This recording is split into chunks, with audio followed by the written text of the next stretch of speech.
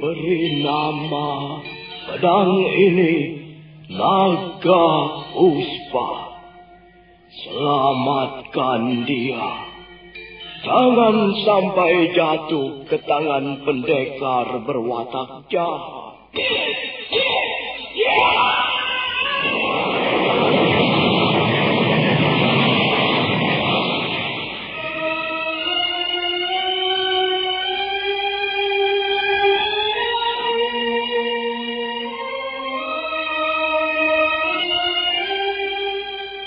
Tutur Tinula.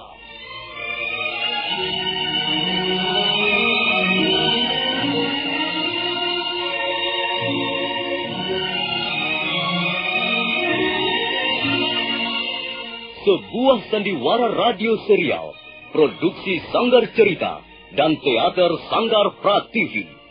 Sebuah kisah dengan latar belakang sejarah runtuhnya Singasari dan berdirinya Kerajaan Majapahit.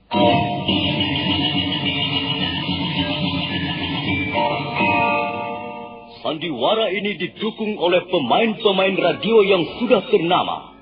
Ferry Fadli, Ivone Rose, dan Eli Ermawati.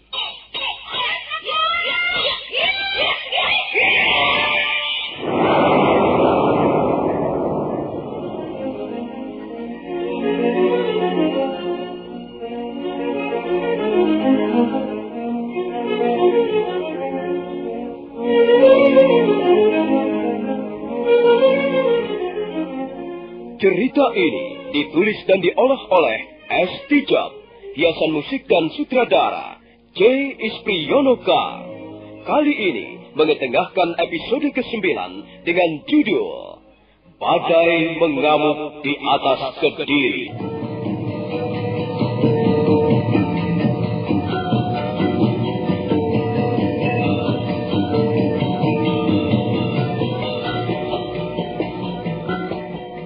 Dalam seri ke-254 ini didukung oleh para pemain Yoko sebagai Empu Renteng, Rusli sebagai Rangga Lawe, Lukman Tambose sebagai Empu Bajil, Ivone Rose sebagai Sakawuni, Ferry Fadli sebagai Arya Kamandanu, Margaret sebagai Dewi Sambi, Peter Pan sebagai Banyak Kapuk, Edi Johan sebagai Ike Meze, Heri Stiono sebagai Dias Sangkrama Wijaya, Nusri Nurdin sebagai Lembu Sora, Ai sebagai Nararia Turubali, Chris Urspon sebagai Jaya Katwang, dan Asdi Suhastra pembawa cerita. Selamat menikmati.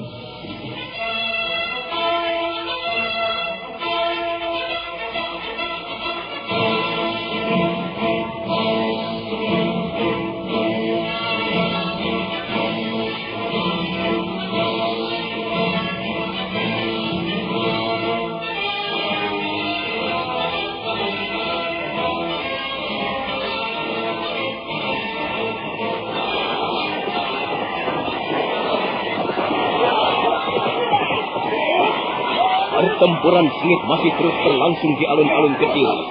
Patih kememundaran binasa di tangan Lembu Sora.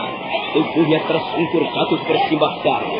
Sementara itu Arya Kamandanu sibuk bertarung melayani Empu Bajil, sedangkan Sakawuni melayani Dewi Sambi. Di tempat lain, Rangga Lawe bertarung melawan Empu Renteng. Empu Renteng yang mempunyai aji kebal belabak pengantolan merasa di atas angin ketika berhadapan dengan Rangga Lawe. Beberapa kali pukulan Rangga Lawe bersarang di tubuhnya, tapi Empu Renteng sama sekali tidak bergeming. Ayo Rangga Lawe, kau terkenal sebagai salah seorang senopati agung pada zaman pemerintahan Singasari. Sekarang kita mendapat kesempatan untuk bertatap muka. Ayo, keluarkanlah seluruh kesaktianmu. Inilah Empu Renteng, pendekar dari Gunung Berdiri. Jangan sombong, Empu Renteng. Aku tahu kau mempunyai aji kebal belabak pengantolan. Tapi Rangga Lawe, aku adalah seorang satria dari Tuban. Tidak bakalannya aku mundur setapak pun. Dan terimalah seranganku berikutnya, Empu Renteng.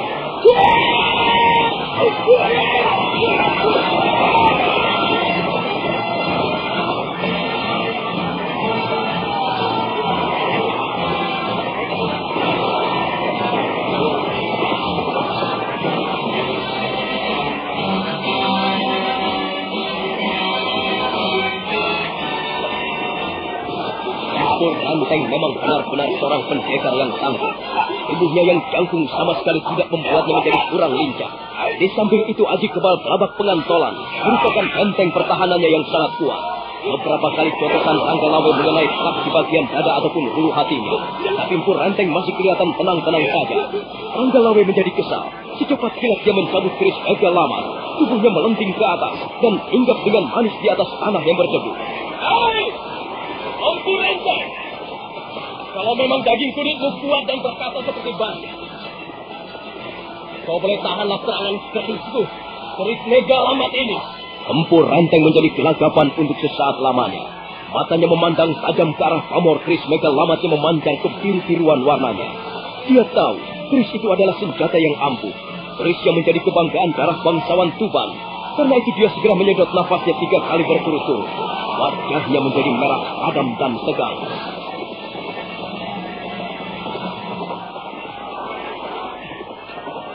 Ayo, Rangga Lawe, coba.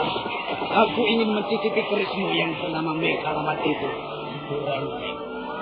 Kalau Mega Lamat sampai tidak dapat melukai tubuhmu, Rangga Lawe akan berhenti menjadi prajurit. Kau terimalah Empu Renteng. Selesai mengucapkan kata-katanya yang berapi-api, Rangga Lawe menyerbu ke arah Empu Renteng. 2 kali tebasannya luput. Empu Renteng berhasil menangkis dengan bagus. Tapi pada kesempatan yang ketiga kalinya, Empu Renteng terlambat untuk menarik kakinya mundur. Pada saat itulah ujung keris Mega Lamat menghunjam ke bagian dadanya.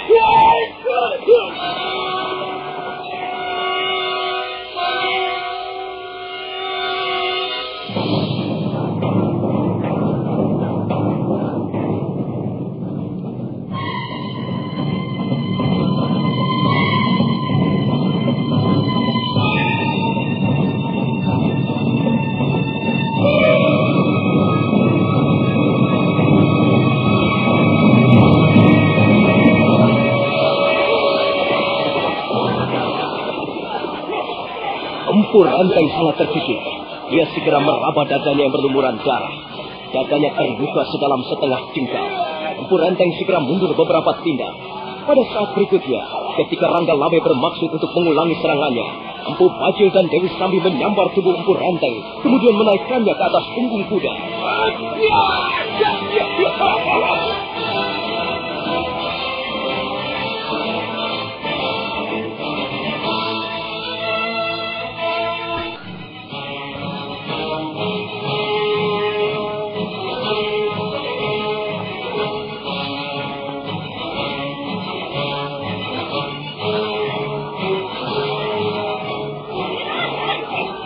Empu Bajil, Dewi Sambi, dan Empu Renteng segera kabur dari medan peperangan.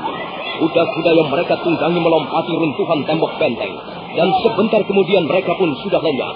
Banyak kapuk melihat ketiga orang musuh besarnya melarikan diri, segera mengambil kuda dan mengajak beberapa orang prajurit untuk mengejarnya. Pertempuran sengit masih terus berlangsung. Arya Kamandanu yang tiba-tiba ditinggal pergi oleh Empu Bajil segera menghambur ke arah prajurit-prajurit yang sedang bertempur. Dengan pedang naga puspanya, dia mengamuk bagaikan banteng terluka. Mata pedang itu berkilat-kilat menyambar ke kiri ataupun ke kanan. Tubuh prajurit-prajurit Kediri berkelimpangan, bahkan ada yang terbelah menjadi 2 bagian. Pada saat itulah Sakawuni berlari-lari menemuinya. Celaka, Kamandanu. Celaka. Ada apa, Sakawuni? Ayah mengejar ketiga pendekar itu, Kamandanu. Ayah bersama kurang lebih 50 orang prajurit Kediri mengejar Dewi Sambi, Empu Bajil, dan Empu Renteng yang melarikan diri. Ayo kita susul mereka, Kamandanu. Ayo cepat. Kemana mereka pergi? Ke sana, ke arah barat. Ayo cepat, Kamandanu. Aku sangat mengkhawatirkan keadaan ayah. Empu Bajil dan Dewi Sambi itu di samping 2 orang pendekar sakti. Mereka juga licik sekali. Di mana Gusti Sandramawijaya? Gusti Sandramawijaya sedang menghadapi Arda Raja di alun-alun sebelah timur. Tapi Kubu Mendarang sudah terbunuh oleh Paman Lembu Sore. Baiklah. Ayo cepat. Kita ambil kuda dan kita susul ayahmu.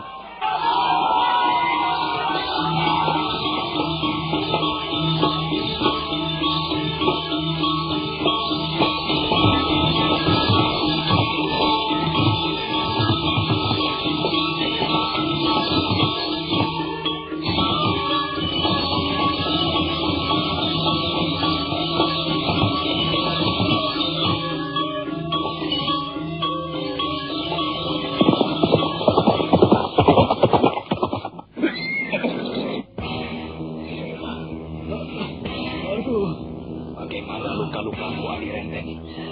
Apakah kau masih bisa bertahan? Senjata Ranggalawe benar-benar dahsyat, Kakang Bajil. Aku sudah mengerahkan seluruh ajik belapak pengantolan, tapi keris Megalamat benar-benar ampuh. Ujungnya tajam luar biasa, seperti paruh Raja Wali Kendaraan para dewa. Dan lukaku terasa panas sekali. Rupanya keris Megalamat itu juga dipupuhi racun yang sangat dahsyat, Kakang. Di dalam lukaku seperti ada bara api yang bernyala-nyala. Aduh. Kalau begitu, kau harus segera mencari seorang tabib, Kakang Renteng. Iya Dewi Sambi. Kalau racun ini tidak segera dikeluarkan dari tubuhku, aku pasti mati. Aku tidak tahan lagi. Nah, sekarang begini saja, Adi Renteng. Iya. Kau bawalah kuda ini. Kau selamatkan dirimu. Sementara kalau ada yang mengejar kita, biarlah aku dan Sambi yang akan menghadapi mereka. Lihat, Kakang Bajil. Rupanya memang ada yang mengejar kita. Cepat, Adi Renteng. Kau pakailah kuda ini. Selamatkan dirimu. Biarlah kami yang akan menghadapi mereka. Baiklah, Kakang Bajil. Aku memang harus beristirahat pada beberapa hari untuk memulihkan tenagaku. Ya, sambil mencari seorang tabib yang bisa mengeluarkan racun dari dalam tubuhku ini. Dengan tubuh bergoyang-goyang di atas punggung kudanya, Empu Renteng segera meninggalkan Dewi Sambi dan Empu Bajil. Dia terus berkuda melewati daerah berbukit-bukit. Dan sebentar kemudian, kudanya lenyap di balik sebuah tikungan bukit padas. Tak lama kemudian, datanglah banyak kapuk dengan kurang lebih 50 orang prajurit Majapahit.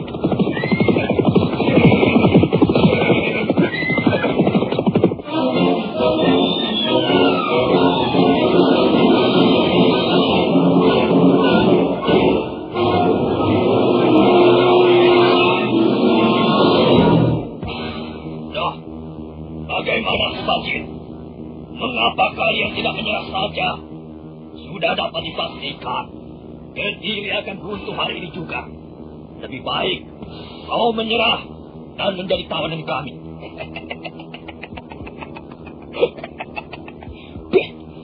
Banyak kapuk, Jaya Katuang boleh menyerah. Prajurit Kediri boleh kocar kacir. Tapi Empu Bajil dan Dewi Sambi pantang menyerah.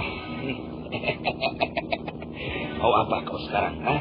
Empu Bajil, mengapa tidak kau gunakan akal sehatmu? Tidak ada gunanya kalian berdua mengadakan perlawanan. Banyak kapuk. Kalau kalian semua ingin menangkap kami, kalian harus mau bekerja keras. Dan kami hanya mau dibawa setelah menjadi mayat. Bagus. Itu adalah pernyataan seorang pendekar berani. Pantang menyerah. Udahlah, banyak kapuk. Tidak usah banyak bicara. Sekalipun kau membawa kurang lebih 50 orang prajurit, tapi kukira tidak mudah untuk menangkap kami. Kita lihat saja apa yang akan terjadi, Empu Bajil. Ayo, angkat mereka. Ringkus mereka berdua. Ayo, tangkap.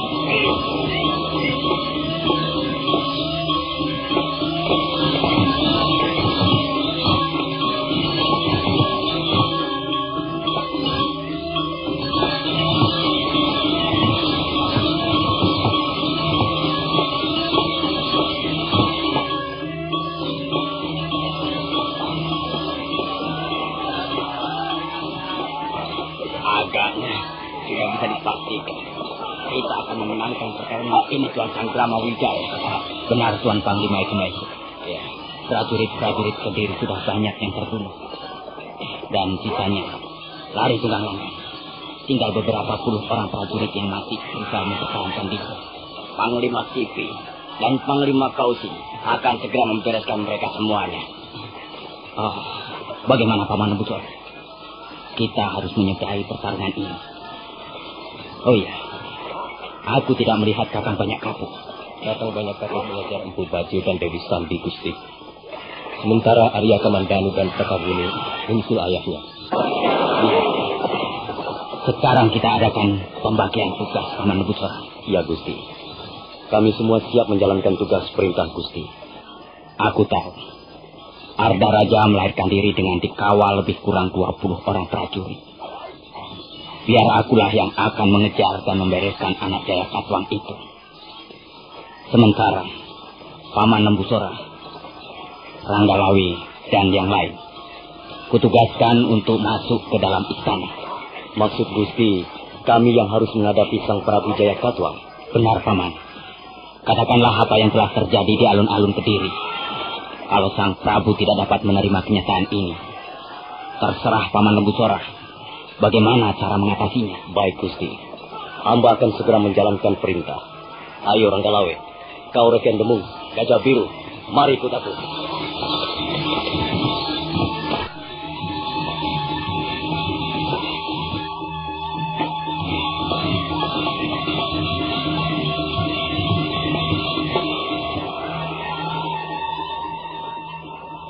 Bagaimana selanjutnya Tuan Sanggrama Wijaya? Keadaan di alun-alun Istana Kediri saya serahkan kepada Panglima Ikmese, Panglima Kausing, dan Panglima Sikpi. Terserah, Tuan, bagaimana cara mengendalikan keamanan di sini. Sementara, saya akan mengejar salah seorang pelarian yang mempunyai peranan penting di dalam pertempuran kali ini. Dia masih sanak kerabat saya sendiri, Tuan. Dia itulah yang keladi kerusuhan ini. Itu adalah urusan pribadi Tuan dengan keluarga Tuan. Kami tidak mau ikut campur. Kami sudah cukup membantu. Nah, Panglima Ikmese, saya akan pergi dulu. Silakan, Tuan Sanggrama Wijaya. Iya, Sanggrama Wijaya segera memanggil Nambi, Sang Ramapati, dan mengumpulkan beberapa puluh orang prajurit Majapahit. Setelah terkumpul kurang lebih 40 orang prajurit, dia Sanggrama Wijaya segera meninggalkan alun-alun Kediri untuk mengejar Arda Raja.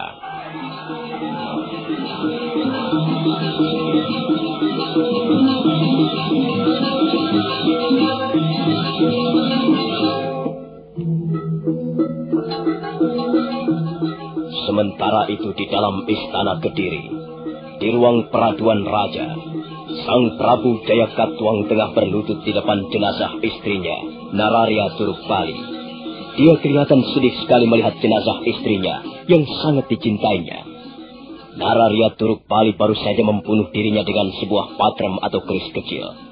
Di samping tubuh yang tergeletak bergelimang darah itu, ada selembar daun lontar yang berisi tulisan. Sang Prabu Jaya Katuang segera memungut daun lontar itu dan membaca isinya. Maaf, Kanda Prabu Jaya Katuang. Hamba tidak dapat menahan diri lagi.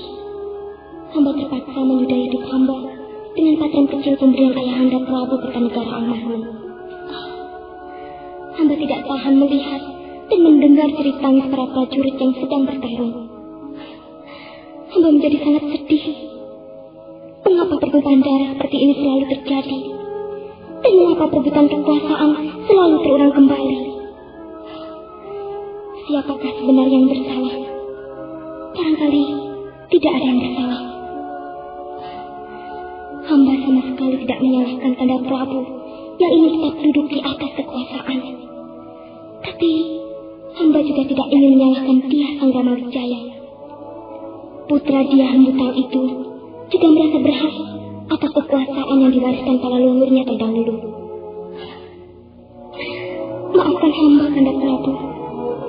Selama ini, hamba sudah setia mendampingi Kanda Prabu Jaya Katuang. Semenjak sebelum menjadi Raja Gelanggelang, setelah menjadi Raja Gelanggelang, dan kemudian menjadi Raja Besar di Kediri. Selamat tinggal, Kanda Prabu. Tidak terpaksa pergi mendahului Kanda Prabu.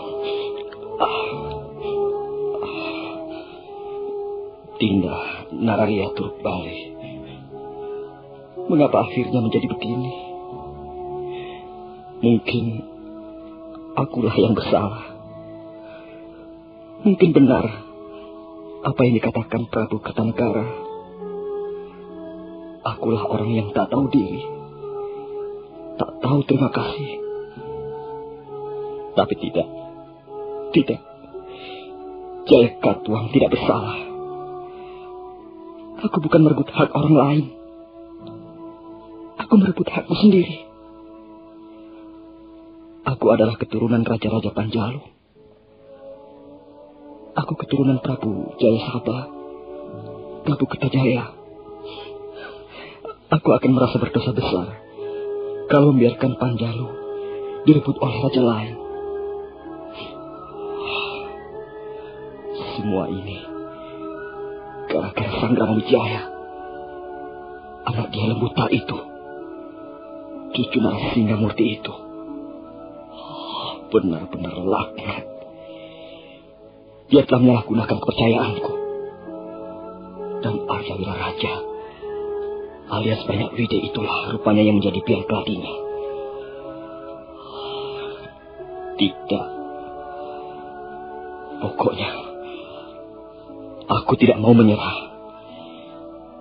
Sekalipun tinggal seorang diri, aku akan terus mempertahankan tahta Kediri. Pada saat itulah Lembu Sora, Rangga Lawe, Rekrian Demung dan Gajah Biru serta beberapa orang prajurit Majapahit menyerbu masuk.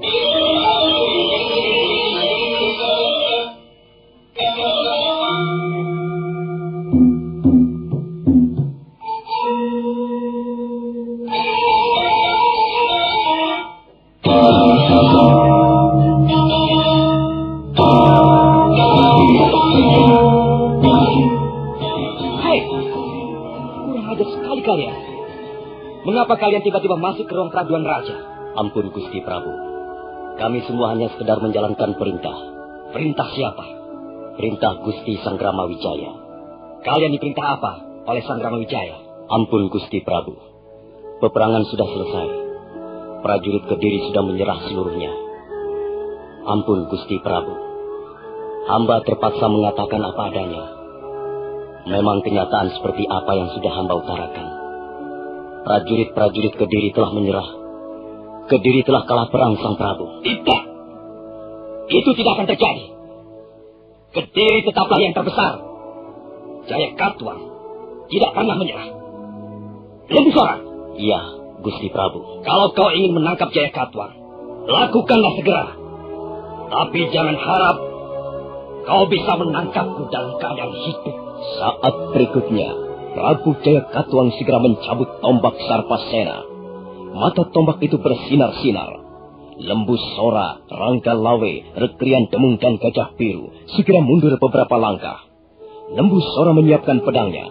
Rangga Lawe mencabut keris Megalamat, sementara Gajah Biru dan Gajah Demung mempersiapkan senjatanya masing-masing. Ayo, majulah kalian beramai-ramai. Tangkaplah Jaya Katuang. Tangkaplah Raja Panjalu ini. Tangkaplah penguasa Kediri. Maaf, Gusti Prabu. Memang itulah tugas kami. Kami memang harus menangkap Gusti Prabu. Ayo, Rangga Lawe, Rekrian Demung, dan kau Gajah Biru.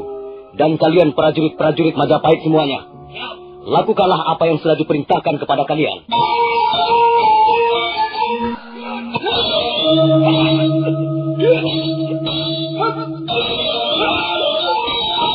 Dengan tombak Sarpasena, Prabu Jaya Katuang membendung serangan-serangan lawannya.